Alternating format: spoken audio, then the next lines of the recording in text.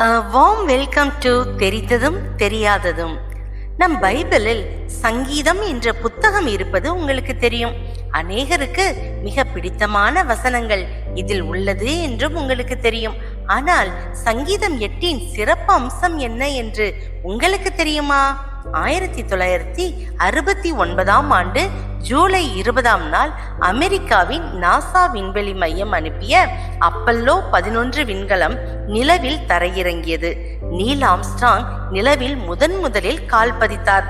இரண்டாவதாக கால் பதித்த Edwin Buzz Aldrin என்பவர்தான் இந்த சங்கீதம் 8ஆம் அதிகாரத்தை, குறிப்பாக 3-4 வசனங்களை முதலில் 3 வாசித்தார் என்று உங்களுக்கு தெரியுமா?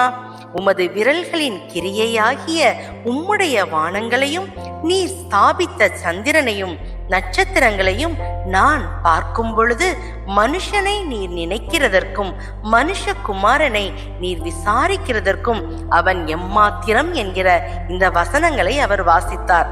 நிலவில் முதலில் கால் பதித்தவர் அப்பல்லோ 11 விண்கலத்தின் கமாண்டராக இருந்த நீல் ஆம்ஸ்ட்ராங் என்று தெரியும். 2ஆம் கால் பதித்தவர் எட்வின் பஸ் ஆல்ட்ரின் என்றும், அவர் சங்கீதம் 8ஐத்தான் முதலில் 3 வாசித்தார் என்றும் உங்களுக்கு தெரியுமா?